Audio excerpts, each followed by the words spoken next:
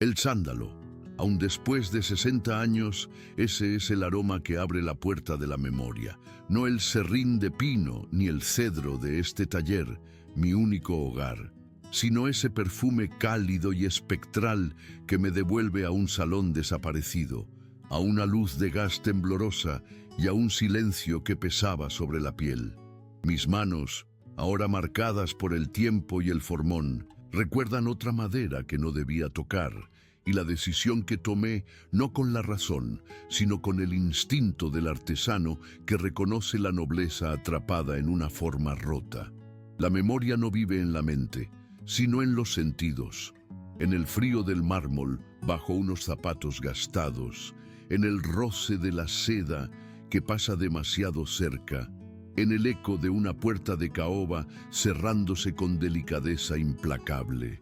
Aquel día, en la casa de los Alarcón, yo no fui un hombre, fui un par de manos convocadas.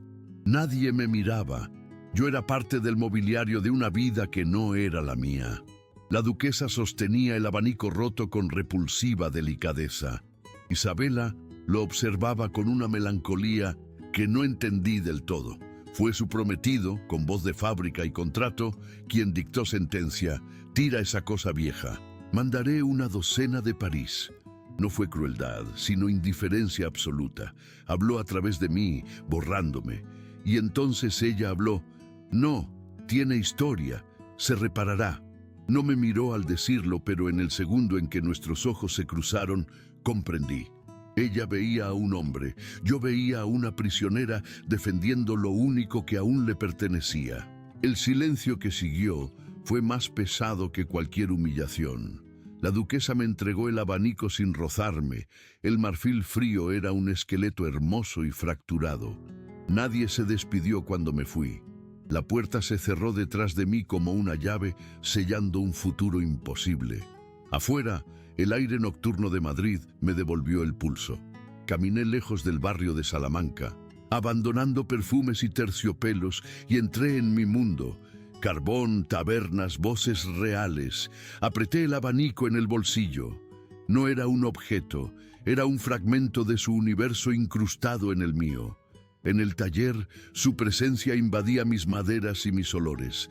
Abrí un viejo arcón. Dentro, el libro de cuentas de mi maestro y la carta que revelaba su ruina, obra del abuelo de Isabela, quien le encargó la biblioteca más magnífica de la ciudad y jamás la pagó. Yo era el guardián de su honor perdido. Restaurar su nombre significaba destruir a los Alarcón, y con ellos, el único refugio simbólico de ella. Sobre la mesa, el abanico y el libro, dos legados rotos, me obligaban a elegir cuál reparar y a qué precio. Mi vida anterior había sido discreta y hecha de días silenciosos. Aprendí de mi padre que el valor de un hombre reside en la honestidad del trabajo, no en el nombre ni en la fortuna. Tras su muerte heredé las herramientas, las deudas y el silencio. El oficio se volvió oración, la disciplina mi única compañía. Con el tiempo, mi nombre empezó a murmurar en los barrios, no como artista, sino como certeza.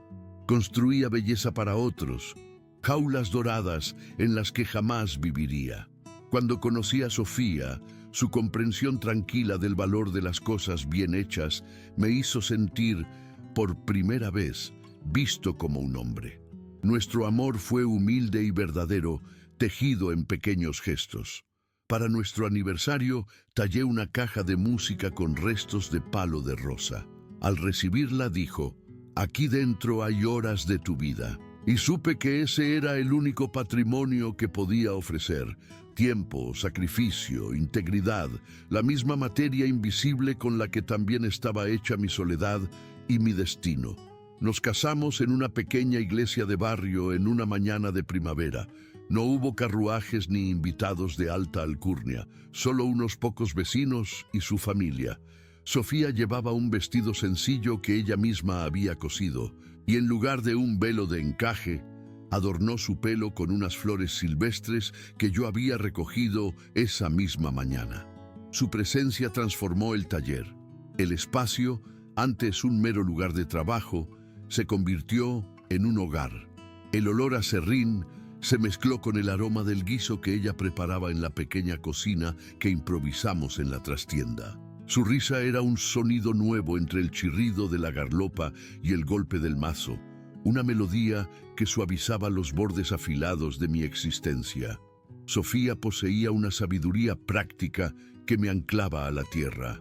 Entendía mis largos silencios, la forma en que me perdía en las vetas de un trozo de madera como si leyera un libro sagrado. Nunca me reprochó las horas interminables, ni el polvo que lo cubría todo. En cambio, se aseguraba de que tuviera una taza de caldo caliente esperándome, y por la noche remendaba mi ropa de trabajo a la luz de la lámpara de aceite. Ella me enseñó que había una dignidad inmensa en nuestra vida modesta. «Sabemos cuál es nuestro lugar, Manuel», me decía a veces, no con resignación, sino con una especie de orgullo tranquilo. No aspiramos a lo que no nos corresponde y por eso nadie puede arrebatarnos lo que es nuestro. Ella creía que nuestras limitaciones eran una fortaleza, un muro que nos protegía de las ambiciones y las decepciones del mundo exterior. Durante aquellos años yo también lo creí. Me convencí de que la felicidad era un jardín pequeño y bien cuidado, y que cualquier deseo de mirar por encima de sus muros era una forma de traición. La enfermedad llegó como un ladrón en la noche, sin previo aviso. Empezó con una tos que no se iba, con una fatiga que el descanso no aliviaba. El médico, un hombre de pocas palabras y ojos cansados, murmuró algo sobre los pulmones y el aire húmedo del invierno. Gasté todos nuestros ahorros en medicinas y caldos más sustanciosos, vendiendo incluso algunas de mis mejores herramientas para pagar las visitas del doctor. Sofía nunca se quejó. Tumbada en la cama de la trastienda, me sonreía con una valentía que me partía el alma, asegurándome que pronto estaría de vuelta en la cocina, regañándome por dejar virutas de madera por todas partes. Pero sus ojos perdían brillo cada día y su respiración se volvía más superficial, como el susurro de hojas secas. Yo trabajaba durante el día como un autómata, mis manos moviéndose por pura memoria, mientras mi mente estaba junto a su cama. Por la noche, me sentaba a su lado sosteniendo su mano, sintiendo cómo su calor se desvanecía lentamente. Una noche, en medio de un silencio solo roto por el silbido de su respiración, abrió los ojos y me miró con una claridad terrible. «No malgastes tu vida en la amargura, Manuel», susurró, su voz apenas un hilo de aire. «Construye cosas hermosas. Es tu forma de rezar». Murió al amanecer, justo cuando la primera luz grisácea se filtraba por la ventana del taller. El silencio que dejó su partida fue diferente a todos los silencios que había conocido antes. No era la ausencia de sonido, sino la ausencia de un alma. El taller volvió a ser solo un lugar de trabajo y yo, una vez más, me encontré completamente solo, rodeado por la belleza inerte de la madera que ya no tenía a nadie con quien compartir. El duelo, como mi vida, fue una labor silenciosa y solitaria. No hubo grandes demostraciones de dolor. Simplemente me sumergí en el trabajo con una ferocidad que rozaba la locura. La disciplina que mi padre me había enseñado y que Sofía había admirado se convirtió en mi armadura, mi única defensa contra el vacío. Cada golpe de martillo era un grito ahogado, cada pasada de cepillo una lágrima que no me permitía derramar. Los muebles que salían de mis manos en aquella época adquirieron una perfección casi dolorosa. Las juntas eran impecables, las superficies pulidas hasta reflejar la luz como un espejo oscuro. Los clientes elogiaban la maestría, la atención al detalle, sin saber que estaban admirando la manifestación física de mi pena. La memoria de Sofía se convirtió en el fantasma benévolo del taller. A veces, al levantar la vista, casi esperaba verla en el umbral de la puerta, secándose las manos en el delantal. El aroma de la madera ya no se mezclaba con el de sus guisos, y ese vacío en el aire era un recordatorio constante de mi pérdida. Cumplí la promesa que le hice en su lecho de muerte. Construí cosas hermosas. Mi reputación creció más allá de los confines de nuestro barrio. Empezaron a llegar encargos de familias adineradas, de comerciantes enriquecidos que querían llenar sus nuevas mansiones con muebles que hablaran de tradición y solidez. Me convertí en el ebanista de los que no querían lo ostentoso, sino lo perfecto, y así empecé a frecuentar un mundo que Sofía y yo siempre habíamos visto desde la distancia, un universo de terciopelo y silencio, donde el valor de un hombre se medía por el linaje de su sangre y no por la habilidad de sus manos. Con el tiempo, perfeccioné el arte de la invisibilidad. Aprendí a entrar en las grandes casas del barrio de Salamanca por la puerta de servicio, a caminar por los pasillos alfombrados sin hacer ruido, a hablar solo cuando se me dirigía la palabra. Para sus dueños, yo no era un hombre, era una función, el carpintero. Me movía entre sus vidas como un espectro, observando sus dramas silenciosos, sus lujos decadentes, sus conversaciones susurradas. Veía a padres e hijos discutir sobre herencias con una frialdad que helaba la sangre, a esposas que se comunicaban con sus maridos a través de miradas cargadas de un desprecio gélido, a jóvenes damas cuya risa sonaba tan frágil y hueca como el cristal fino. Eran prisioneros de sus propias vidas doradas, atados por códigos de honor que a menudo no eran más que una fachada para la codicia y la crueldad. Aprendí a leer la historia de una familia no en sus retratos, sino en sus muebles, en los arañazos de una mesa que hablaban de cenas tensas, en el barniz desgastado de un reclinatorio que revelaba una piedad desesperada, en las cerraduras forzadas de un escritorio que guardaba secretos inconfesables. Estos objetos que yo creaba o reparaba eran los testigos mudos de sus vidas. Yo era su confesor, un oyente que entendía sus pecados a través de la madera maltratada. Este conocimiento me dio una extraña sensación de poder, pero también una profunda melancolía. Comprendí que su riqueza no los hacía más libres, solo les proporcionaba escenarios más elaborados para su infelicidad. Y en mi soledad me aferré a la única verdad que me quedaba. La honestidad de mi trabajo era un ancla en un océano de hipocresía. Fue durante este periodo cuando el hijo del viejo maestro, para el que mi padre había trabajado antes de establecerse por su cuenta, vino a verme. Su padre había muerto en la miseria y el oprobio, y él, un hombre ya anciano y enfermo, quería limpiar su nombre antes de morir. Me entregó un viejo arcón de cedro que olía a tiempo y a secretos. Dentro, junto a un juego de herramientas de plata ennegrecida, había un libro de contabilidad y una carta sellada.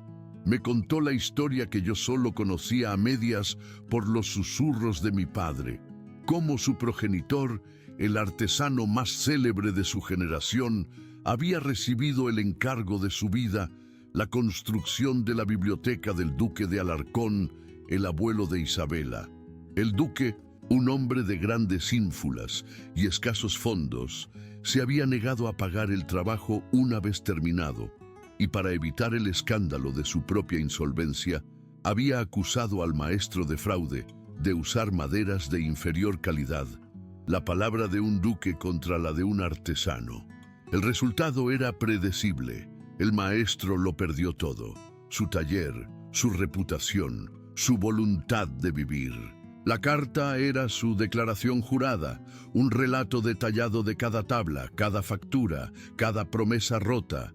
El libro de contabilidad era la prueba irrefutable, con las firmas del duque en los pedidos iniciales.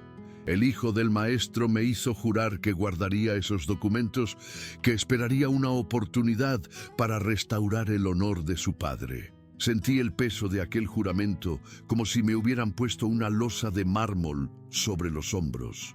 Era el custodio de una injusticia, el guardián de una verdad que tenía el poder de destruir el frágil legado de una de las familias más nobles de España. Los años que siguieron a esa revelación me cambiaron. El conocimiento de la traición del duque de Alarcón actuó como un ácido, corroyendo cualquier vestigio de respeto que pudiera haber sentido por la aristocracia. Ahora, cuando entraba en sus palacios, no solo veía la hipocresía, sino que entendía su fundamento. Su honor no era una cualidad moral, sino un arma, una herramienta para mantener su poder y aplastar a quienes consideraban inferiores. El libro de cuentas y la carta yacían en el fondo de mi propio arcón de cedro, un secreto que latía bajo el suelo de mi taller como un corazón culpable. A menudo, por la noche, me encontraba mirándolo, sintiendo la tentación de usarlo. Podría haber ido a los periódicos, haber desatado un escándalo que habría hecho temblar los cimientos de la alta sociedad madrileña. Podría haber vengado al maestro de mi padre y haberle devuelto el honor a su memoria, pero algo me detenía. Quizás era la promesa de silencio que le había hecho a su hijo moribundo, que solo me pidió que esperara el momento adecuado. O quizás, más profundamente, era una comprensión instintiva de que desatar tal verdad no traería justicia, solo más destrucción. Destruiría a los Alarcón, sí, pero el escándalo salpicaría a todos, manchando la memoria del maestro con la vulgaridad de una disputa pública. Sería reducir su tragedia a un simple chismorreo en los salones. Así que elegí el silencio. El secreto se convirtió en parte de mí, una capa más de la armadura de reserva y distancia que había construido a mi alrededor. Me enseñó que el honor verdadero, como la madera de buena calidad, es silencioso, interno y resistente a las presiones externas, una cualidad que rara vez se encontraba en aquellos que más presumían de poseerla. Así llegué a la madurez como un hombre hecho a sí mismo, en el sentido más literal de la palabra. Mi vida era mi taller, y mi taller era un reflejo de mi alma, ordenado, funcional, sin adornos innecesarios. Mis días estaban regidos por una rutina inmutable, un ritual que me protegía del caos del mundo exterior. El primer café de la mañana, el olor del serrín fresco, el peso familiar de las herramientas en mis manos, la satisfacción de una jornada de trabajo bien hecha. Había encontrado una forma de paz en la soledad, una especie de contentamiento austero. Había aceptado los límites de mi existencia, tal y como Sofía me había enseñado. Creía haber hecho las paces con mi lugar en el mundo. Me había convencido de que no deseaba nada de ese otro universo de privilegios y apariencias. Su mundo era frágil, construido sobre deudas y secretos. El mío era sólido, cimentado en el trabajo honesto y la verdad tangible de la madera. Me decía a mí mismo que no los envidiaba, que incluso sentía una especie de piedad por ellos. Pero a veces, al entregar un mueble en una de aquellas casas, al vislumbrar una escena de vida familiar, una madre leyendo a su hijo junto al fuego, un par de amantes susurrando en un balcón, sentía una punzada, un eco de la vida que había perdido, del calor humano que mi disciplina había reemplazado. Eran momentos fugaces, debilidades que apartaba con rapidez, recordándome a mí mismo la fortaleza que había en mi autosuficiencia. Me había convertido en una isla y creía que mis costas eran inexpugnables. No sabía que una sola mirada, un simple cruce de ojos en un salón lleno de gente, tenía el poder de desatar una marea capaz de anegar todo mi mundo. Antes de recibir la llamada de la casa de Alarcón, mi vida había alcanzado un equilibrio perfecto, como una silla bien construida que soporta el peso sin una sola queja. Me había convertido en el maestro Manuel, una figura respetada en mi barrio y un nombre de confianza entre la élite. Mi soledad ya no era una herida abierta, sino una cicatriz vieja y familiar, una parte de mi paisaje interior. Había aprendido a encontrar compañía en el diálogo silencioso con la madera, a encontrar consuelo en la precisión de mi oficio. El recuerdo de Sofía era una presencia serena, un faro que me guiaba hacia la dignidad y la aceptación. El secreto del maestro yacía dormido en su arcón, un dragón al que había decidido no despertar. Mi mundo era pequeño, pero era mío. Cada herramienta tenía su lugar. Cada tabla estaba apilada en orden. Cada día seguía un patrón predecible. Esta predictibilidad era mi mayor tesoro. Me protegía de la esperanza, que consideraba la más peligrosa de las emociones. La esperanza te hacía mirar por encima de los muros de tu jardín, te hacía desear lo inalcanzable y al final solo traía el dolor de la caída. Yo había elegido la seguridad del suelo firme. El equilibrio se rompió no con un estruendo, sino con el lento y deliberado goteo del silencio.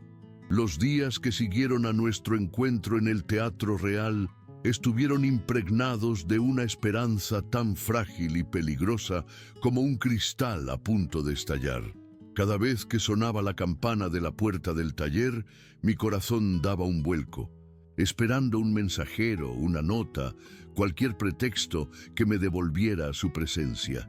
Recreaba en mi mente aquel instante en el corredor una y otra vez. El roce de sus guantes contra mi piel, el brillo de sus ojos a la luz de gas, el susurro de su voz que validaba mi existencia y mi sacrificio. El aroma del sándalo parecía haberse impregnado en mis propias manos. Un perfume fantasma que me recordaba que lo ocurrido no había sido un sueño. Me aferré a esa memoria como un náufrago a un madero, convenciéndome de que un reconocimiento tan profundo no podía simplemente desvanecerse en el éter de las convenciones sociales. El trabajo se convirtió en una forma de espera activa. Mientras mis manos daban forma a la madera, mi mente estaba en otra parte, atrapada en los pasillos de mármol de su mundo, esperando una señal. Pero los días se convirtieron en una semana y luego en dos, y el silencio de la casa de Alarcón se hizo más denso, más pesado que cualquier palabra. La esperanza, que al principio había sido un fuego cálido en mi pecho, comenzó a consumirse, dejando tras de sí las cenizas frías de la duda. Comencé a comprender que en su mundo los momentos de verdad eran como relámpagos en una noche de tormenta. Iluminaban el paisaje por un instante para luego sumirlo en una oscuridad aún más profunda.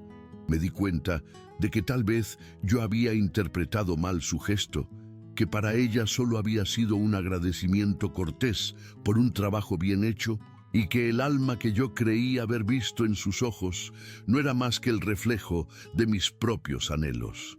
El silencio no era un vacío, sino una respuesta, una declaración elocuente y brutal que me estaba enseñando la primera lección de nuestra separación, que la distancia más insalvable no es la que se mide en pasos, sino en expectativas.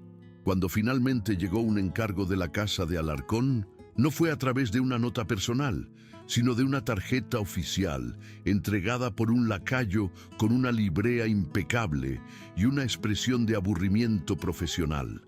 Se me solicitaba para evaluar la reparación de un escritorio con incrustaciones de nácar que había sufrido una grieta.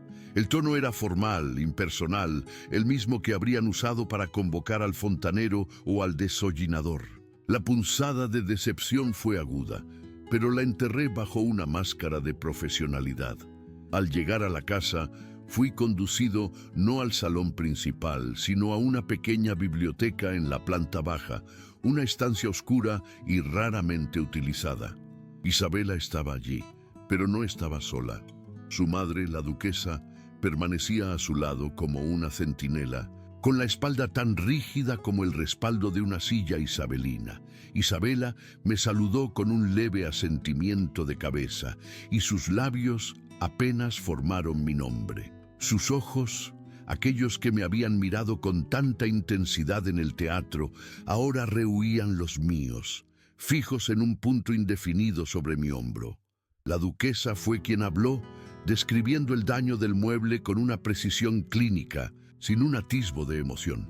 Mientras examinaba la madera, sentí sus miradas sobre mí, pero no eran las miradas de dos mujeres observando a un hombre.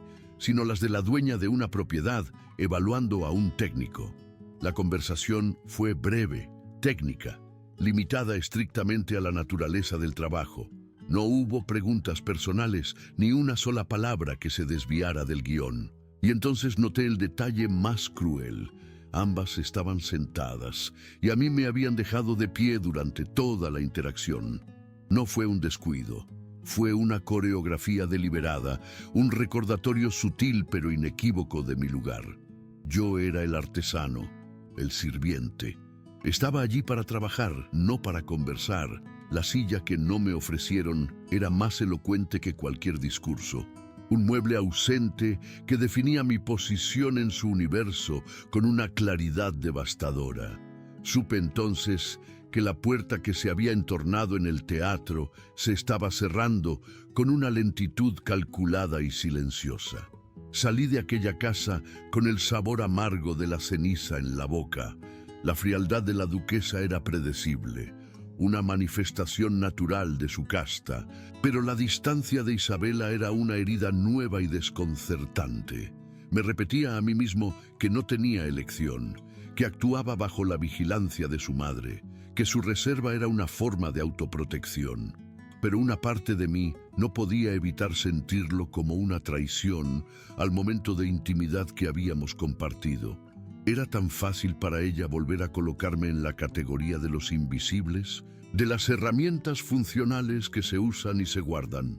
Durante las siguientes semanas, el silencio volvió a instalarse, pero esta vez era diferente.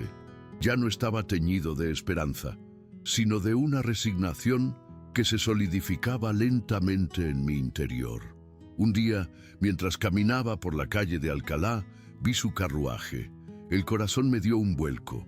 Se detuvo frente a una tienda de guantes y ella descendió, acompañada por su doncella. Por un instante, nuestras miradas se cruzaron a través del bullicio de la calle. Vi un destello de reconocimiento en sus ojos, quizás incluso de pánico, pero fue tan fugaz como el aleteo de un colibrí. Inmediatamente desvió la vista fingiendo un repentino interés por el escaparate y entró en la tienda sin volver a mirar en mi dirección. Me quedé paralizado en medio de la acera, sintiendo cómo la gente me empujaba.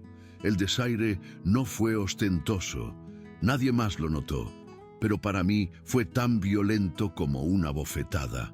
No me había ignorado por no verme, me había ignorado precisamente porque me había visto.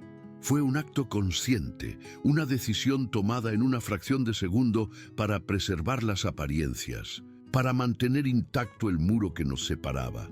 Comprendí que nuestro secreto, el aroma del sándalo, no era un vínculo que nos unía, sino una amenaza que la obligaba a alejarse. En público yo era un peligro, una anomalía que debía ser borrada del paisaje de su vida respetable.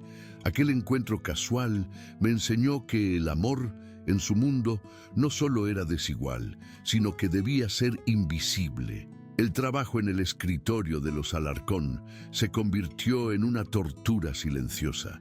Cada pieza de nácar que incrustaba, cada capa de barniz que aplicaba, me recordaba la frialdad de nuestro último encuentro. Decidí que no podía dejar las cosas así, en ese limbo de miradas evitadas y silencios calculados. Necesitaba una confirmación, una palabra, aunque fuera de despedida. Con un pretexto profesional, escribí una breve nota.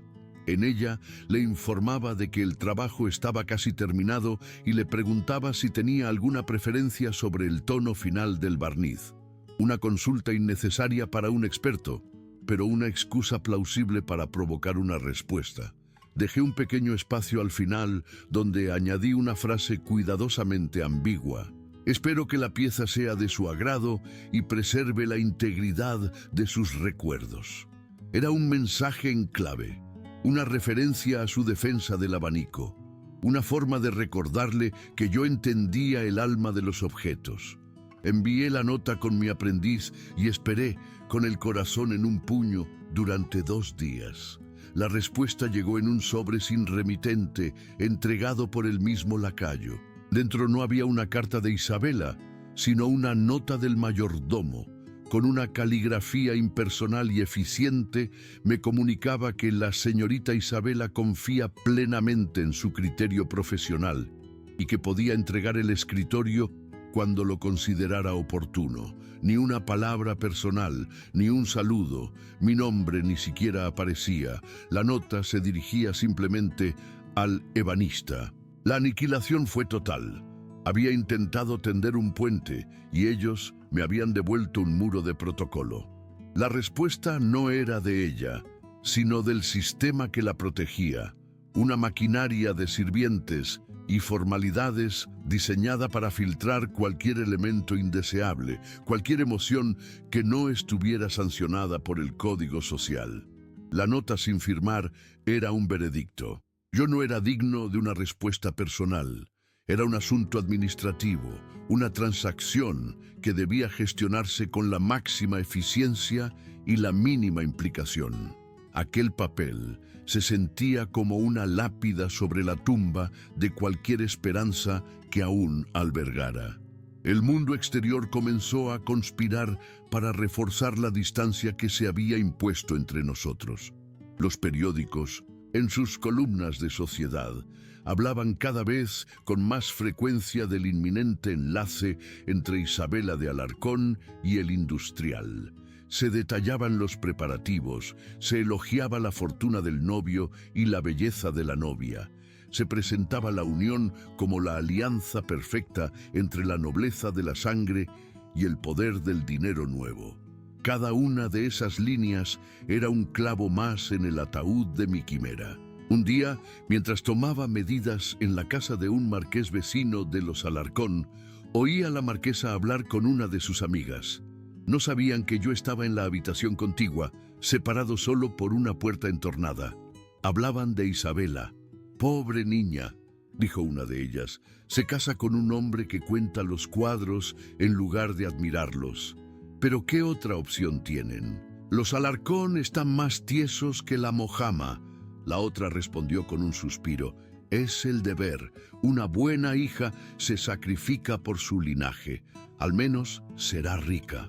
La conversación continuó, desgranando los detalles de la ruina de la familia, los rumores sobre las deudas del duque, la necesidad imperiosa de aquella boda para salvar las apariencias. Escuchar aquellas palabras fue como recibir una luz cegadora en la oscuridad. De repente, todo encajó. Su distancia, la vigilancia de su madre, el desaire en la calle, la nota del mayordomo. No eran actos de crueldad personal, sino los movimientos desesperados de una familia al borde del abismo. Isabela no era una prisionera en una jaula dorada. Estaba apuntalando los barrotes para que la jaula no se derrumbara sobre la cabeza de todos los que amaba. Su matrimonio no era una elección, era una sentencia, y ella la estaba aceptando con la misma dignidad silenciosa con la que había defendido su abanico. Mi presencia, el recuerdo de una conexión real y no transaccional, era una complicación que no podían permitirse, una grieta en la fachada que con tanto esmero intentaban mantener. La entrega del escritorio reparado fue la escenificación final de nuestra separación. Fui convocado a una hora en la que sabía que la familia no estaría en casa. Me recibió el mayordomo, un hombre cuya cara era una máscara de deferencia profesional que no ocultaba un profundo desdén. Me guió hasta la biblioteca, donde supervisó con ojos de halcón la colocación del mueble. Mientras mis ayudantes y yo lo instalábamos, él permanecía en el umbral, con los brazos cruzados, como si temiera que fuéramos a robar los libros o a manchar la alfombra. Una vez terminado el trabajo, me tendió un sobre con el pago. Dentro estaba la cantidad exacta, ni una peseta más ni una menos. No hubo palabras de agradecimiento, solo un seco. La duquesa ha sido informada. Puede retirarse. Al salir, pasé por el gran vestíbulo. Sobre una consola de mármol había un jarrón lleno de rosas blancas y a su lado una pila de invitaciones de boda, grabadas con una caligrafía elegante y dorada. El mayordomo, al ver que me detenía a mirarlas, carraspeó significativamente. un sonido que era a la vez una advertencia y un recordatorio de mi lugar. En ese momento, comprendí la naturaleza definitiva de mi exclusión. Yo había reparado los objetos que formarían parte de su nueva vida. Había tocado la madera que guardaría sus secretos conyugales, pero era tan ajeno a esa vida como el polvo que se posaba sobre ellos. Era el artesano que construía el escenario para una obra en la que nunca se le permitiría ser ni siquiera un espectador. Al cerrar la puerta de servicio a mi espalda, el sonido del cerrojo tuvo un eco de finalidad. No era solo la puerta de una casa la que se cerraba, sino la de todo un capítulo de mi vida, uno que había estado basado en la ilusión de que la habilidad de mis manos podría, por un instante, hacerme igual a aquellos para los que trabajaba. La lección fue brutal y clara. El mérito no podía salvar el abismo de la cuna. En los meses que siguieron, me sumergí en el trabajo como un monje en la oración. El taller se convirtió en mi monasterio y el olor a madera y barniz en mi incienso. Acepté todos los encargos que llegaron, trabajando desde el alba hasta bien entrada la noche, buscando en el agotamiento físico un antídoto para el dolor del alma. Intenté convencerme de que mi vida era mejor así, anclada en la realidad tangible de mi oficio, lejos de las complejidades y las hipocresías de su mundo. Me repetía las palabras de Sofía sobre la dignidad de nuestro lugar, sobre la fortaleza que había en no desear lo que no nos correspondía. Pero por la noche, en la soledad de mi cuarto, la fortaleza se desmoronaba. El recuerdo de Isabela me asaltaba en la oscuridad, no como una figura idealizada, sino como una presencia real y dolorosamente ausente. Recordaba el peso del abanico en mis manos, el sonido de su voz, la forma en que su mirada me había hecho sentir visible por primera vez. Estos recuerdos eran un veneno dulce que me mantenía atado a un pasado que ya no existía. Empecé a verla en todas partes. Cada mujer elegante que pasaba por la calle me recordaba su porte. Cada risa que oía a lo lejos me evocaba la suya. Madrid se había convertido en un mapa de su ausencia. Evitaba deliberadamente pasar por el barrio de Salamanca, cambiando mis rutas para no tener que enfrentarme a la visión de su casa o de los lugares que frecuentaba. Pero la ciudad era pequeña, y su mundo, aunque separado del mío, a veces se cruzaba con el mío de formas inesperadas y crueles. Un día, un antiguo cliente, un comerciante que había hecho fortuna, me mostró con orgullo un retrato de su hija recién casada. La fotógrafa era la misma que había sido contratada para la boda de Isabela, y en el fondo del estudio, desenfocado, se veía un biombo de seda que yo mismo había restaurado para los Alarcón. El ver aquel objeto, un testigo mudo de mi trabajo, ahora formando parte del decorado de la felicidad de otros, fue como si me clavaran una astilla en el corazón. La sociedad que nos había separado parecía deleitarse en recordarme mi insignificancia. Un día, recibí una invitación para exponer una de mis piezas, una pequeña arqueta de marquetería, en la Exposición Nacional de Bellas Artes. Era un honor inmenso para un artesano como yo, una oportunidad de que mi trabajo fuera juzgado por su mérito artístico y no solo por su función. La noche de la inauguración me puse mi mejor traje, el mismo que usaba para los funerales y las bodas, y me dirigí al Palacio de Cristal del Retiro. El lugar bullía de gente, artistas, críticos y la flor y nata de la sociedad madrileña. Me sentía como un pez fuera del agua, un gorrión en una jaula de pavos reales, y entonces la vi. Estaba del brazo de su prometido, rodeada de un círculo de admiradores. Llevaba un vestido de seda color perla que brillaba bajo las nuevas luces eléctricas y en su mano, cerrado, sostenía el abanico. Mi abanico. El corazón se me detuvo. Por un instante, nuestras miradas se encontraron por encima de las cabezas de la multitud. Fue un segundo de pura conexión, un relámpago que iluminó el abismo entre nosotros. En sus ojos vi un torbellino de emociones, sorpresa, melancolía y algo que se parecía a una disculpa. Pero su prometido dijo algo en su oído y ella se volvió hacia él con una sonrisa perfectamente compuesta, una máscara social que se ajustó en un instante. Pasaron junto a la vitrina donde se exponía mi arqueta. Él ni siquiera la miró. Ella, sin embargo, ralentizó el paso imperceptiblemente y durante una fracción de segundo sus ojos se posaron en mi obra. Nadie más lo notó, pero yo sí. Fue un reconocimiento silencioso, un mensaje mudo que solo yo podía entender. Pero fue un mensaje de despedida. En aquel palacio de cristal, rodeado de belleza y de gente, nunca me había sentido más solo ni más invisible. El incidente en la exposición marcó un punto de inflexión. La negación se hizo añicos y la aceptación, fría y dura, comenzó a asentarse en mis huesos. Dejé de buscar significados ocultos en sus gestos o de esperar un cambio en el destino. Comprendí que su vida seguía un curso trazado por generaciones de ancestros, una corriente demasiado poderosa para que un simple artesano pudiera desviarla.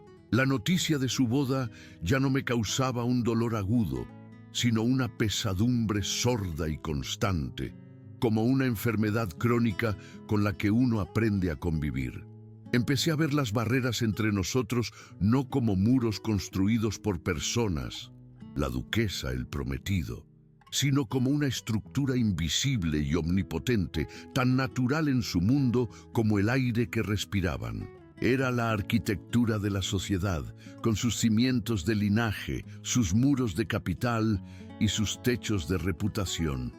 Yo existía en el sótano de ese edificio, útil para mantener las cañerías en funcionamiento, pero destinado a no ver nunca la luz del sol que iluminaba los salones superiores. Esta comprensión, extrañamente, me trajo una especie de paz. Dejó de ser una lucha personal, una cuestión de mi valía contra la de ellos. No me habían rechazado a mí, Manuel. Habían rechazado la imposibilidad de mi situación. Yo era una ecuación que no podía resolverse, una pieza que no encajaba en su rompecabezas. El amor que pudiera existir entre nosotros era irrelevante, un detalle sentimental en medio de un contrato de fusión de empresas. Comencé a mirar el arcón donde guardaba el secreto del maestro con otros ojos. Ya no era un arma de venganza, ni siquiera un instrumento de justicia. Era simplemente una reliquia de otro tiempo, la historia de otra injusticia en una larga cadena de ellas. Revelar la verdad no cambiaría la estructura del edificio. A lo sumo, agrietaría una de sus paredes y los escombros caerían sobre ella. Mi silencio, entonces, se convirtió en mi último acto de creación. Estaba construyendo una protección a su alrededor, una barrera invisible hecha de todo lo que nunca diría. Unas semanas antes de la boda, un amigo de la infancia, Mateo, que ahora trabajaba como mozo en una de las grandes sastrerías de la carrera de San Jerónimo, vino a verme al taller. Traía consigo un retal de brocado de seda, de un color gris plateado tan pálido que parecía tejido con luz de luna. «Mira esto, Manuel», dijo, extendiendo la tela. «Es para el chaqué del prometido de la de Alarcón. Cuesta más el metro de esta tela que lo que tú y yo ganamos en un mes». Lo dijo sin malicia, como una simple constatación de un hecho, pero sus palabras me atravesaron. Tomé la tela. Era increíblemente suave y pesada, con una calidad que se sentía en la punta de los dedos. Representaba todo lo que yo no era, la riqueza sin esfuerzo, el lujo como un derecho de nacimiento, el poder de comprar el mundo y a la gente que había en él. Mateo, al ver mi expresión, se dio cuenta de su torpeza. «Lo siento, Manuel, no quería». Pero yo negué con la cabeza. No era culpa suya. Era la realidad, tan tangible como aquella tela. Le pregunté cómo iban los preparativos. Me contó que todo Madrid hablaba de ello, que sería el acontecimiento de la temporada. Mencionó de pasada que había visto a Isabela en la sastrería acompañando a su prometido. «Parecía un fantasma», dijo Mateo en voz baja. Sonreía y asentía, pero sus ojos estaban en otro lugar, como si su alma se hubiera ido de viaje y solo hubiera dejado el cuerpo para cumplir con las formalidades. Aquella imagen, la de un cuerpo sin alma cumpliendo con su deber, se me quedó grabada. Comprendí que ella también estaba haciendo un sacrificio, uno mucho más grande que el mío. Yo solo renunciaba a un amor que nunca había sido realmente mío. Ella estaba renunciando a sí misma. Estaba cambiando su esencia por la supervivencia de su familia, vendiendo sus años futuros para pagar las deudas de sus antepasados. La tela de plata en mi mano de repente se sintió fría y mortuoria, como el sudario de la mujer que había conocido. Pocos días después recibí una visita inesperada. Era el padre de Sofía, el viejo dueño de la mercería. Hacía años que no hablábamos más allá de un saludo cordial en la calle. Entró en el taller con paso lento, apoyándose en su bastón, y sus ojos recorrieron el espacio con una mezcla de curiosidad y melancolía. Tras unos minutos de conversación trivial sobre el tiempo y la salud, fue directo al grano. «Manuel, la gente habla», dijo con su voz rasposa. «Hablan de ti y de la hija del duque. Son solo rumores, lo sé, pero en esta ciudad los rumores tienen más poder que la verdad. Ten cuidado, hijo. Hay árboles tan altos que su sombra puede matar todo lo que crece debajo de ellos». Sus palabras no eran una acusación, sino una advertencia, el consejo de un hombre que conocía las reglas del mundo en el que vivíamos. Él, que me había conocido cuando no era nadie, que me había visto llorar la muerte de su hija, sentía una especie de deber paternal hacia mí. Me estaba recordando quién era yo y cuál era mi lugar. Me estaba pidiendo que no olvidara las lecciones que Sofía y yo habíamos aprendido juntos, que nuestra felicidad residía en la aceptación de nuestros límites. «Eres un buen hombre, Manuel», continuó, poniendo una mano temblorosa en mi hombro. «El mejor artesano de esta ciudad. Tu trabajo perdurará más que todos sus títulos y sus fortunas. No dejes que te lo arrebaten. No dejes que te quiten tu paz». Le agradecí el consejo, con la garganta apretada. Su visita fue como un ancla que me devolvía a la orilla segura de mi propia vida. Me recordó que antes de Isabela había existido un mundo, una dignidad, un amor tranquilo y real. Su advertencia no fue sobre el peligro social, sino sobre un peligro más profundo, el de perder mi propia alma en el anhelo de un mundo que nunca podría ser el mío. El día de la boda amaneció gris y lluvioso, como si el cielo de Madrid estuviera de luto. Cerré el taller. No podía trabajar. El sonido de mis herramientas me parecía una profanación del silencio que se había instalado en mi pecho. Me senté en la penumbra, escuchando el repiqueteo de la lluvia contra los cristales. A lo lejos, las campanas de la iglesia de los Jerónimos comenzaron a repicar. Cada tañido era como un golpe de martillo en mi corazón. Imaginé la escena, el interior de la iglesia abarrotado, el olor a incienso y a cera, el murmullo de la multitud. La imaginé a ella, caminando por el pasillo con su vestido de seda, el rostro cubierto por un velo, una novia sacrificada en el altar del deber familiar. Imaginé a su marido esperándola, con su chaqué de brocado plateado, un hombre que la poseería, pero que nunca entendería el lenguaje secreto del sándalo. La tentación de ir, de esconderme entre la multitud en la plaza para verla por última vez, fue inmensa. Pero, ¿qué bien habría hecho? Solo habría añadido más dolor al tormento. Habría sido un acto de puro egoísmo. Mi presencia allí sería una mancha, una nota discordante en la sinfonía de su sacrificio. Mi último regalo para ella tenía que ser mi ausencia. Tenía que borrarme por completo de su vida para que ella pudiera empezar la suya. Me levanté y fui hacia el arcón de cedro. Lo abrí y saqué el libro de cuentas y la carta del maestro.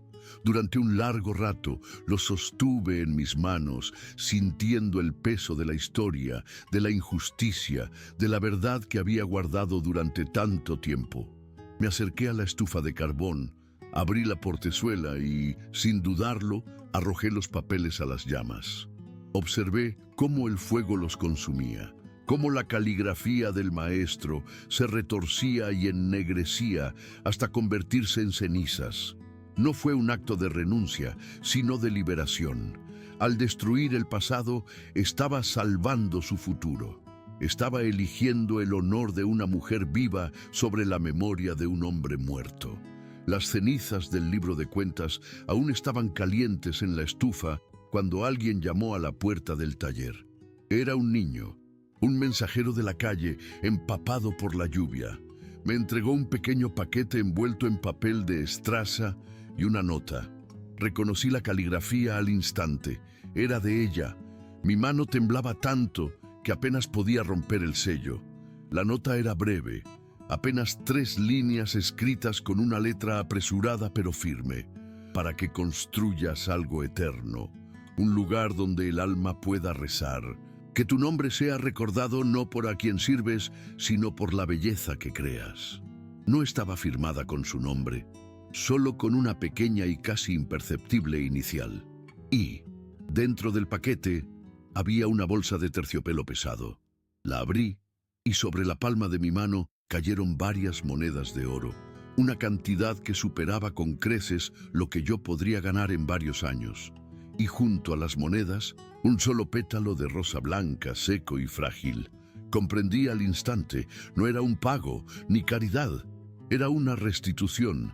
Era el dinero que su abuelo le había robado a mi maestro, devuelto ahora por su nieta, con un gesto que borraba la deuda y sellaba para siempre la distancia entre sus mundos. No era un final ni un comienzo, era un epitafio escrito en oro para un amor que solo había existido en el lenguaje secreto del sándalo y en el silencio de un sacrificio que nadie más en el mundo llegaría a comprender. Las monedas de oro reposaban en la palma de mi mano, no como un tesoro, sino como carbones encendidos. Su peso era físico, pero su carga era moral, una masa densa de historia, de injusticia y de un final irrevocable.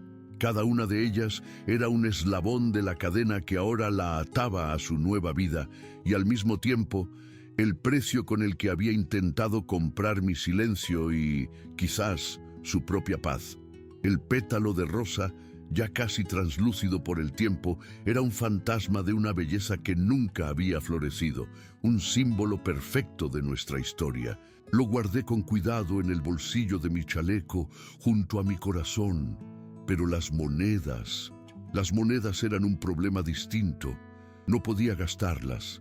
Hacerlo habría sido aceptar mi lugar en su transacción, convertirme en el artesano bien pagado que se retira discretamente una vez cumplido su papel. Habría sido validar la idea de que el honor de un hombre, el legado de mi maestro, podía ser comprado y vendido como un mueble más. Eran el dinero de su marido, el fruto del poder industrial que la había adquirido a ella y a su linaje. Tocar ese dinero para mi propio beneficio se sentía como una profanación, una traición a todo lo que yo era, a la memoria de mi padre y a las lecciones de austeridad y dignidad que Sofía me había enseñado. Las dejé sobre el banco de trabajo y su brillo dorado en la penumbra del taller parecía obsceno, un lenguaje ajeno y violento en mi santuario de madera y verdad. Durante horas permanecí inmóvil, observándolas, mientras la lluvia arreciaba fuera. Comprendí que no podía quedármelas, pero tampoco podía devolverlas. Debían desaparecer, ser purgadas, transformadas en algo que no tuviera nada que ver ni conmigo ni con ella. Debían convertirse en un acto final de desprendimiento, una forma de demostrarme a mí mismo que mi alma no estaba en venta, ni siquiera por el precio de una reina.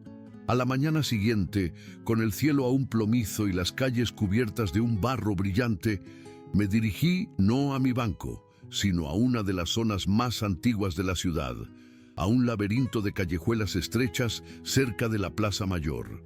Allí, en un edificio discreto cuya fachada de piedra no revelaba nada de los secretos que guardaba, se encontraban las oficinas de un notario, don Ramiro, un hombre anciano que había sido el albacea de mi familia durante 2 generaciones. No de la familia de mi padre, el carpintero, sino de la de mi madre. Al entrar, el aire olía a papel viejo, a cera de sellar y a un silencio que parecía pesar siglos. El joven pasante me miró con extrañeza, mi ropa de artesano una nota discordante en aquel ambiente de legajos y testamentos. Pero cuando pronuncié mi nombre completo, Manuel García y Andrade, su expresión cambió y fue a buscar al notario con una presteza que la lana de mi chaqueta no justificaba. Don Ramiro me recibió en su despacho, un cuarto forrado de libros encuadernados en piel. Me ofreció asiento, un gesto que en la casa de Alarcón me había sido negado. Saqué la bolsa de terciopelo y la deposité sobre su escritorio de caoba. Le expliqué que era el pago final de una vieja deuda familiar que deseaba destinar íntegramente a la Casa de Expósitos de San José. No di nombres ni detalles. Él no hizo preguntas. Simplemente asintió, su rostro arrugado una máscara de discreción profesional. Mientras redactaba el documento de donación, mis ojos se posaron en un retrato al óleo que colgaba en la pared. Una mujer joven, de mirada triste y orgullosa, con el pelo oscuro recogido. Era mi abuela materna, a quien nunca conocí. El notario, siguiendo mi mirada, dijo en voz baja: su madre se parecía mucho a ella. Tenía el mismo fuego en los ojos, un fuego que esta ciudad no supo apreciar. En aquel comentario sentí el peso de una historia que yo había elegido ignorar, una herencia que iba mucho más allá del taller y las herramientas. Mi madre, Leonor de Andrade, había sido la hija menor de una familia de hidalgos venidos a menos de Asturias. Habían llegado a Madrid con la esperanza de medrar en la corte, pero solo traían consigo un apellido antiguo y un orgullo tan frágil como la porcelana vieja. Vivían en una perpetua representación teatral de una grandeza que ya no poseían, manteniendo las apariencias mientras las deudas roían los cimientos de su casa. Mi madre era un espíritu libre, una mujer que prefería el olor de la tierra mojada a los perfumes rancios de los salones. Conoció a mi padre cuando éste fue a su casa a reparar un viejo escritorio que se había convertido en el último bastión de la dignidad familiar.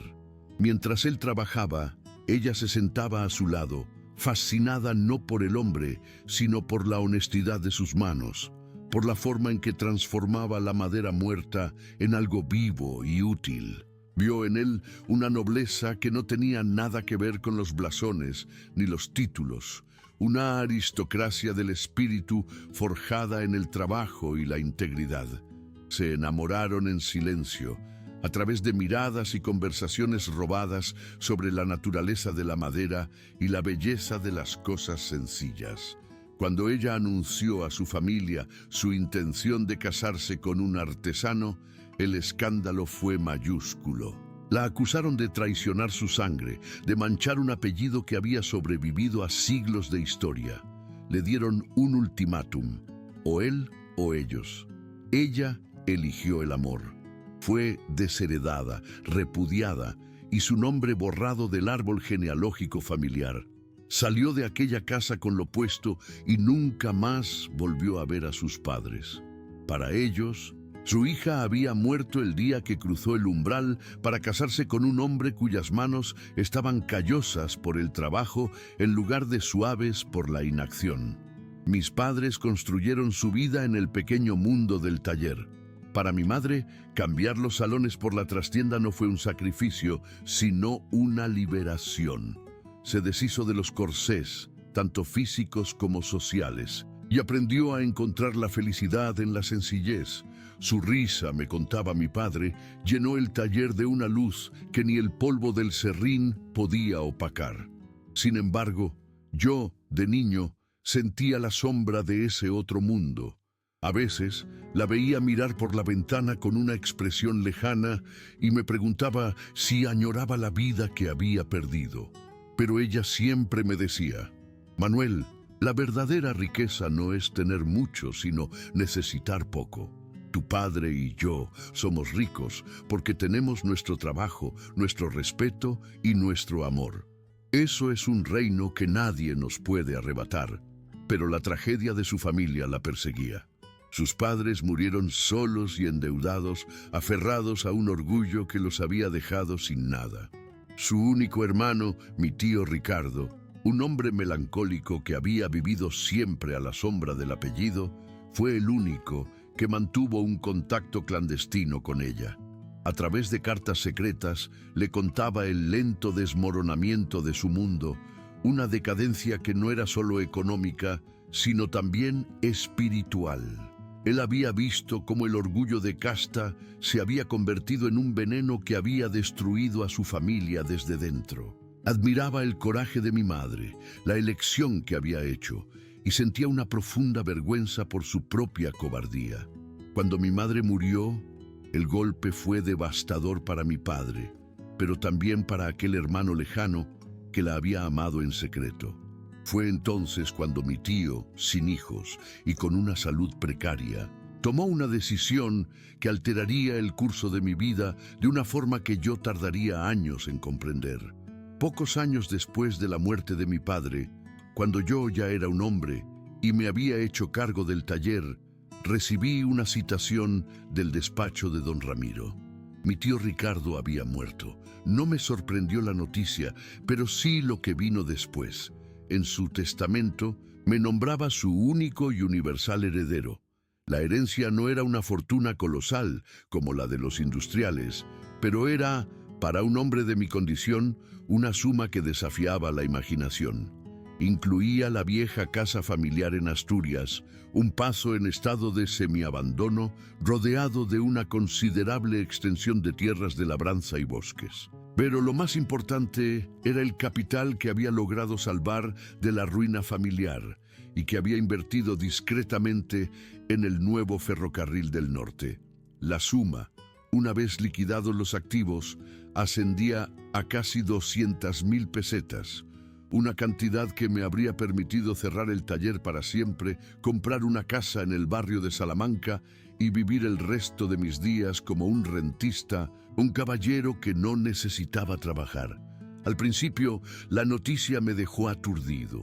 Pasé noches en vela, con el testamento en la mano, imaginando esa otra vida. Podría haber dejado atrás el olor a serrín, las manos manchadas de barniz, la constante lucha por cada encargo. Podría haberme convertido en uno de ellos. Podría haber aprendido sus modales, su forma de hablar, sus silencios calculados. Podría haberme comprado un lugar en el borde de su mundo, un asiento en el paraíso de los ociosos. La tentación era como un vértigo, la promesa de un mundo sin las limitaciones que habían definido mi existencia desde la cuna. Pero cada vez que intentaba imaginarme en esa vida, la imagen se sentía falsa, como una pieza de madera mal ensamblada. Fue el recuerdo de mis padres lo que me ancló a la realidad. Recordé a mi padre pasando el pulgar por una junta perfecta, su rostro iluminado por una satisfacción silenciosa que ninguna fortuna podría comprar. Recordé las palabras de mi madre sobre la verdadera riqueza. Comprendí que aceptar esa herencia y la vida que conllevaba sería una traición a todo lo que ellos me habían enseñado. Sería admitir que su vida, la vida que habían elegido por amor, había sido un error, una simple espera hasta que el dinero de la familia que la había repudiado viniera a rescatar a su hijo. Me di cuenta de que si intentaba cruzar esa barrera de clase, no lo haría en mis propios términos. No sería respetado por ser Manuel García, el ebanista. Sería, en el mejor de los casos, tolerado como el artesano que tuvo suerte, una curiosidad exótica en sus salones. Tendría que borrar cada huella de mi pasado, avergonzarme del olor a madera en mi ropa, ocultar los callos de mis manos, bajo guantes de cabritilla. Tendría que renunciar a la esencia de quien era, al lenguaje que mis manos conocían, al único mundo donde mi valor era intrínseco y no dependía de la aprobación de otros. El precio de su aceptación era mi propia aniquilación, y me negué a pagarlo. Vi con una claridad meridiana que la verdadera libertad no residía en tener el dinero para no hacer nada, sino en tener la habilidad para crear algo. Mi taller no era mi prisión, era mi reino, el único lugar en la tierra donde yo era soberano, donde las reglas las dictaban la veta de la madera y la honestidad de mi trabajo, no un código social arbitrario y cruel. Tomé una decisión. Viajé a Asturias una sola vez. Vi El Paso, un esqueleto de piedra cubierto de hiedra que suspiraba historias de una grandeza perdida. Caminé por las tierras. Sentí el aire frío y limpio del norte. Era hermoso, pero no era mi hogar. Volví a Madrid y le di instrucciones a don Ramiro. Vendió las propiedades y gestionó las inversiones. Con una parte del dinero, pagué las deudas que aún quedaban del taller de mi padre y compré la propiedad del edificio, asegurándome de que nadie pudiera echarme nunca de mi santuario. El resto, la gran mayoría, lo dejé invertido, generando una renta modesta pero constante que se acumulaba en una cuenta que yo nunca tocaba. Seguí viviendo como siempre lo había hecho, en la trastienda del taller, comiendo guisos sencillos, vistiendo mi ropa de trabajo. Nadie supo nunca de mi fortuna secreta. No por vergüenza, sino por un profundo sentido de protección. Ese dinero no era para mí, era un seguro, una muralla invisible contra las calamidades del mundo. Una garantía de que mi trabajo nunca tendría que doblegarse a la necesidad. Me permitía el lujo supremo para un artesano, la libertad de rechazar un encargo si el cliente era un necio, la capacidad de pasar meses en una sola pieza si ésta lo requería, sin la presión del hambre. Mi riqueza oculta no me compró una vida de ocio, sino que me garantizó la pureza de mi oficio. Me convertí en un hombre libre de una forma que ninguno de aquellos aristócratas endeudados podría llegar a imaginar jamás, pues mi independencia no dependía de mi linaje, sino de mi silencio. Fue durante mi matrimonio con Sofía cuando esta decisión se puso a prueba y se solidificó para siempre. Al poco de casarnos, le conté toda la historia. La llevé al despacho de don Ramiro y le mostré los documentos. No quería secretos entre nosotros. Su reacción fue la confirmación de que había elegido a la mujer correcta. No se le iluminaron los ojos con la codicia, ni empezó a soñar con vestidos de seda y una vida más fácil. Al contrario, vi una sombra de preocupación en su mirada. Escuchó en silencio y al final puso su mano sobre la mía, una mano pequeña y fuerte, marcada por la aguja y el dedal. «Ese dinero es una jaula, Manuel», me dijo con su sabiduría tranquila y directa. «Una jaula dorada, pero una jaula al fin y al cabo. Te obligaría a convertirte en alguien que no eres. Te haría avergonzarte de estas manos, que son lo más honesto que posees. Nuestro mundo es pequeño, pero es real. El suyo es un teatro, y tú no eres un actor». Ella entendió el peligro moral que aquella fortuna representaba. Vio que no era una escalera para ascender, sino un abismo en el que mi alma podría perderse. Juntos acordamos no tocar nunca ese dinero, salvo en caso de una emergencia extrema, como una enfermedad grave. Se convirtió en nuestro secreto compartido, un pacto silencioso que reforzó los cimientos de nuestro matrimonio. La promesa que le hice no fue solo de amor, sino de identidad. Juré que nunca sacrificaría al hombre del que ella se había enamorado en el altar de una ambición que no era la nuestra. El dinero permaneció en la sombra, un guardián silencioso de la vida modesta y digna que habíamos elegido construir juntos. La enfermedad de Sofía fue la única vez que estuve a punto de romper esa promesa. Cuando el médico nos dijo que su única esperanza era un largo tratamiento en un sanatorio de la sierra, cuyo coste era astronómico, no lo dudé un instante.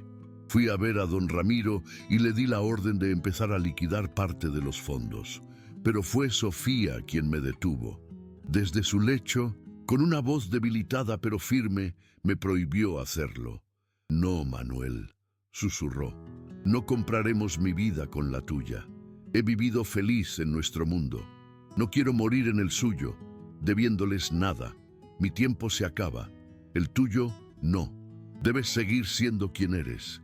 Debes seguir construyendo cosas hermosas. No dejes que mi muerte te convierta en un hombre amargado que vive de rentas». Sus palabras fueron las más difíciles que he tenido que aceptar en mi vida. Argumenté, supliqué, pero su voluntad era de hierro. Prefería morir en paz, fiel a sus principios, que vivir unos meses más a costa de destruir el pacto sobre el que habíamos construido nuestra existencia.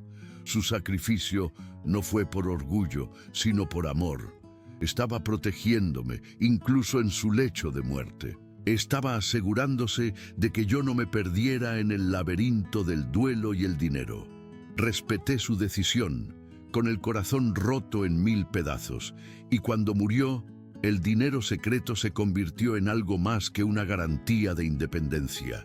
Se convirtió en el custodio de su memoria, un testamento silencioso de su integridad, un recordatorio perpetuo del inmenso valor de una vida que no se mide en pesetas, sino en la fuerza de sus convicciones. Y así, cuando Isabela apareció en mi vida, yo no era el simple y pobre artesano que todos veían. Era un hombre con una elección.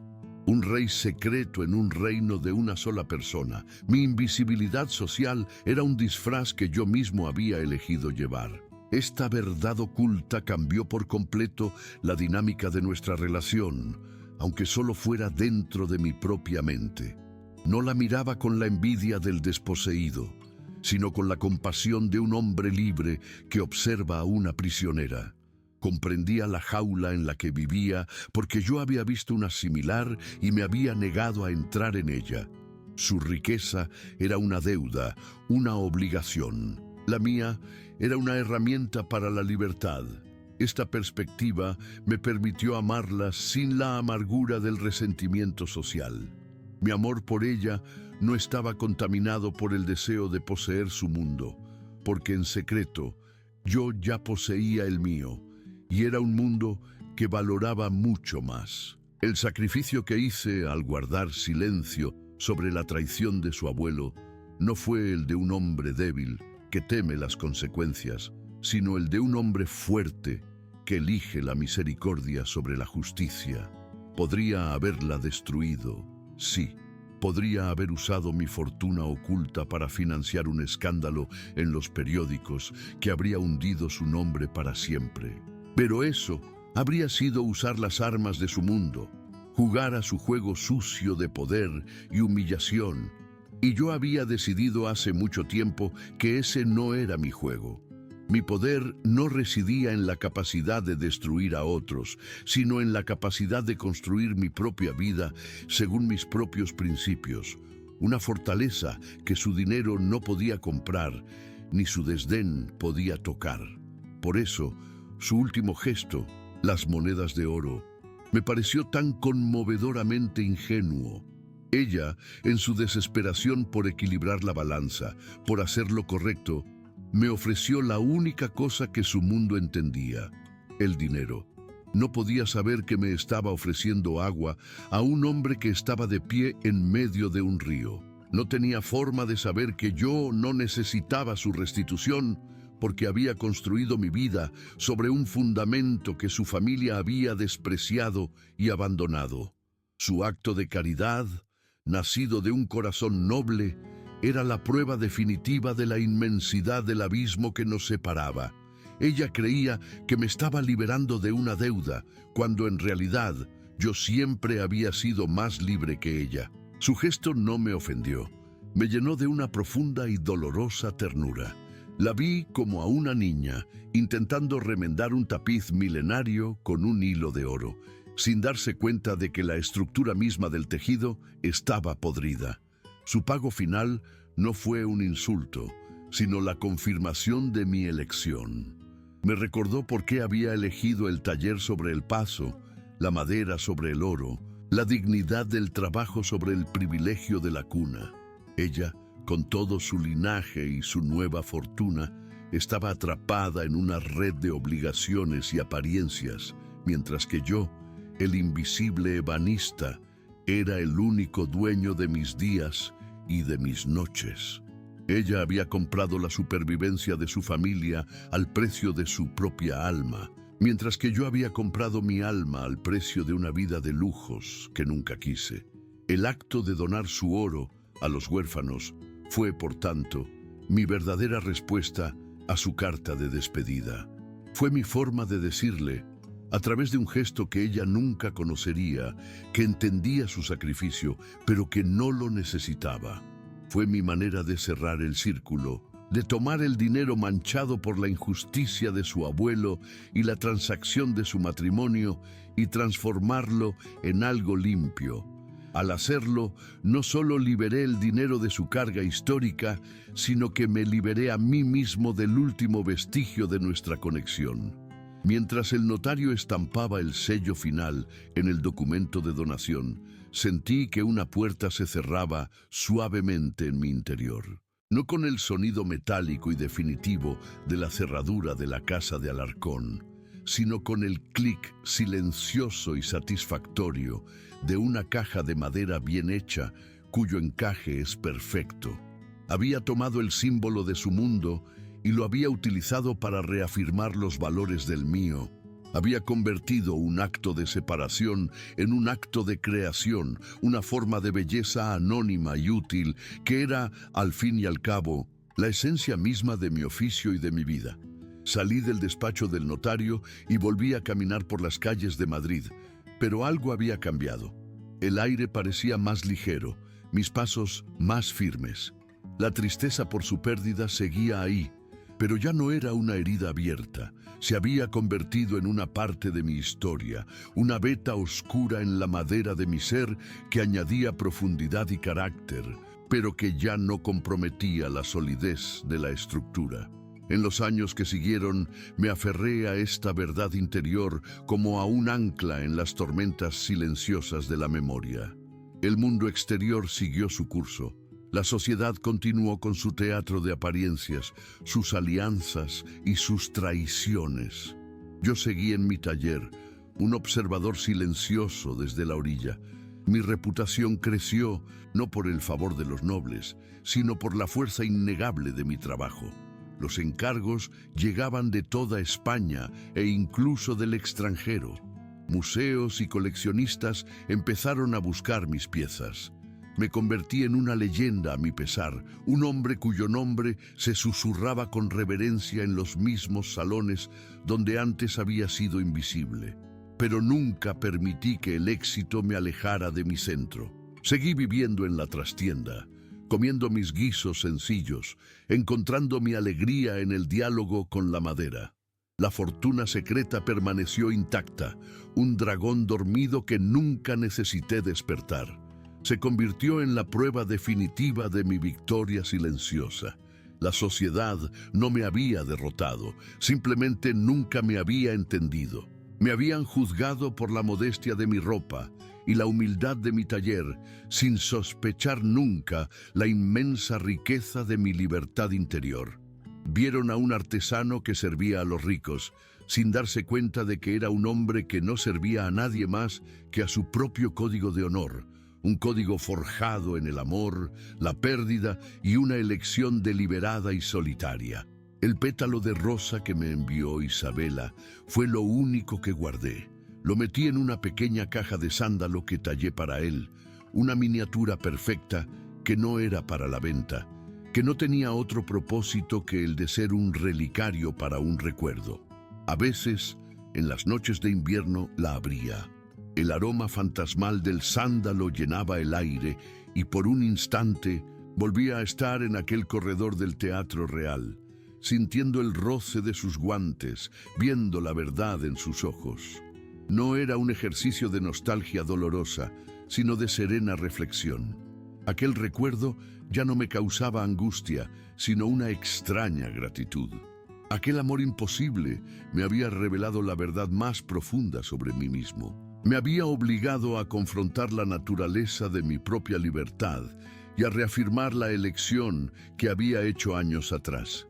Ella, sin saberlo, me había dado el regalo final, la certeza absoluta de que mi vida, con todas sus limitaciones aparentes, era una obra de arte construida sobre una base de una integridad inquebrantable.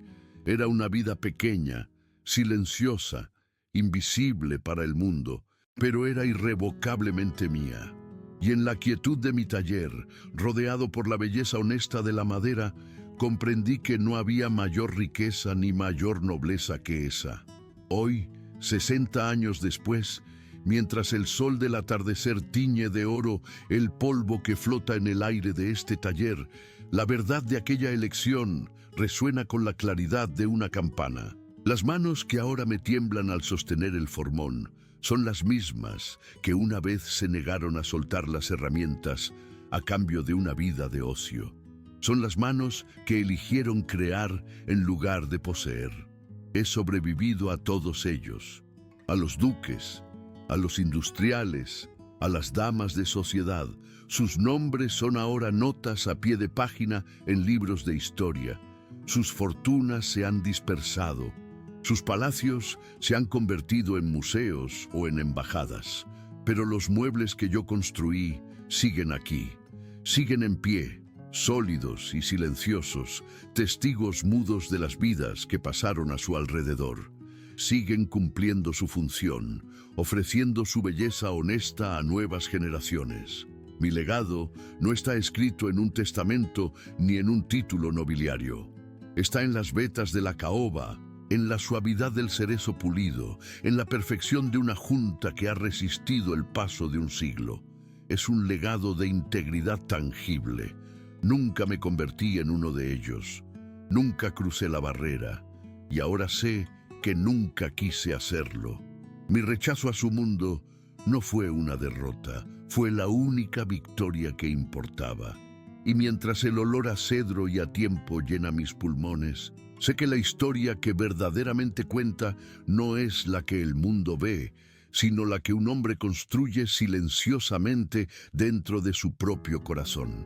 El nombramiento llegó no como una fanfarria, sino como un susurro oficial, un documento con el sello real entregado en mi taller por un funcionario de rostro impasible que parecía incómodo en medio del serrín y el olor a trementina. La Real Academia de Bellas Artes, bajo el patrocinio de la corona, me encomendaba la restauración integral de la sillería del coro del monasterio de Santa María de la Sierra, una joya del gótico tardío, olvidada por el tiempo y la desidia. Era el encargo de toda una vida, un honor que situaba mi nombre, el de un simple ebanista de las letras, en los anales de la historia del arte español. No había ninguna mención a ella, ninguna conexión visible con la casa de Alarcón o con el imperio industrial de su marido. El patrocinio se atribuía a un consorcio anónimo de mecenas dedicados a la preservación del patrimonio nacional. Pero yo supe la verdad en el instante en que leí las palabras. Aquella era su letra, aunque estuviera escrita con la caligrafía impersonal de un secretario. Era su regalo de despedida, su forma de pagarme el silencio y el sacrificio con la única moneda que su nuevo mundo le permitía usar: la influencia. Me estaba dando un reino, un legado, una inmortalidad profesional que me aseguraría el respeto del mundo. Y al mismo tiempo me estaba exiliando a una montaña remota, lejos de Madrid, lejos de su vida, encerrando nuestro secreto en la belleza silenciosa de una capilla olvidada. Mi primer impulso fue el orgullo, una oleada de rechazo que me subió por la garganta. Rechazarlo sería mi último acto de independencia, la afirmación de que mi valía no dependía de su caridad. Pero entonces el recuerdo de la voz de Sofía resonó en el silencio del taller. Construye cosas hermosas. Es tu forma de rezar. Comprendí que rechazar el encargo no sería un acto de fortaleza, sino de vanidad. Sería permitir que mi dolor personal profanara mi devoción por mi oficio. Aceptar no era una rendición ante ella, sino una rendición ante mi propio destino, ante la esencia de lo que yo era. Mi vida no era la historia de un amor perdido, sino la de unas manos que sabían dar forma a la madera. Y aquella capilla, aquel coro de nogal que había esperado siglos mi llegada, era el capítulo final y más importante de esa historia. Aceptaría, no como un favor, sino como el cumplimiento de un deber sagrado hacia la belleza misma, el único Dios al que siempre había servido. La decisión de abandonar Madrid fue el comienzo de un largo y metódico desmantelamiento de mi propia vida. No hubo despedidas apresuradas ni gestos dramáticos. Mi partida fue tan silenciosa como la existencia que había llevado. Durante semanas, el taller se convirtió en un santuario de finales. Cada herramienta fue limpiada, aceitada y envuelta en paños de lino. No como si fuera a ser almacenada, sino como si se la preparara para un largo sueño. El aroma del aceite de linaza se mezclaba con el del polvo antiguo, creando una atmósfera de liturgia y conclusión. Pasé horas clasificando los bocetos de mi padre y los míos, quemando los diseños fallidos y guardando solo aquellos que representaban un hito en nuestro aprendizaje. Fue un diálogo mudo con su fantasma, una forma de decirle que su legado estaba a salvo, que las lecciones impartidas en el silencio de aquel mismo espacio no habían sido en vano. Me deshice de los muebles de la trastienda, regalándolos a los vecinos más necesitados, quedándome solo con el arcón de cedro y la pequeña caja de música que le había hecho a Sofía. Cada objeto que dejaba atrás era un ancla que soltaba, una hebra que cortaba del tapiz de mi vida en la ciudad. Los últimos días, caminé por las calles de mi barrio como un espectro, memorizando la luz que caía sobre las fachadas desconchadas, el sonido de los carros de los vendedores, el grito de los niños jugando en la plaza. Cada esquina era un recordatorio de un tiempo más simple, de un amor tranquilo que había sido real y posible. Evité el barrio de Salamanca, pero su ausencia era una presencia en sí misma, un vacío en el mapa de la ciudad que definía los límites de mi mundo. La noche antes de mi partida, cerré la puerta del taller por última vez. El clic de la cerradura no sonó a finalidad, sino a liberación. Me di cuenta de que no estaba huyendo de un recuerdo, sino caminando hacia mi propósito. El amor por Isabela había sido un fuego que había iluminado mi soledad, pero mi verdadero hogar, mi paz definitiva, no estaba en el corazón de otra persona, sino en el corazón de la madera que esperaba mis manos. Antes de emprender el viaje a la sierra, hice una última visita al despacho de don Ramiro. El anciano notario me recibió con la misma cortesía solemne de siempre, como si yo fuera un duque y no un artesano a punto de desaparecer de la vida de la ciudad. No fui a retirar fondos, sino a darles un destino definitivo. Durante años, la fortuna de mi tío Ricardo había permanecido latente, un poder secreto que me había otorgado la libertad de ser fiel a mí mismo. Ahora era el momento de liberarla de su propósito de guardián y convertirla en una fuerza creadora. Le di instrucciones precisas para establecer una fundación. No llevaría mi nombre ni el de mi familia. Sería un fideicomiso anónimo, la Fundación de los Oficios de San José. Su único propósito sería conceder becas y préstamos sin interés a jóvenes aprendices de artesanos, ebanistas, herreros, guarnicioneros, encuadernadores, para que pudieran establecer sus propios talleres y comprar las herramientas de calidad que la pobreza les negaba. Sería un legado de habilidad, no de sangre. Un desafío silencioso a un mundo que valoraba el linaje por encima del mérito. Era mi forma de usar el dinero de la aristocracia para derribar, ladrillo a ladrillo, los muros que mantenían a los hombres como yo en la invisibilidad. Don Ramiro escuchó sin interrumpir, sus ojos agudos fijos en los míos. Cuando terminé, simplemente asintió. «Su madre estaría orgullosa, Manuel», dijo en voz baja.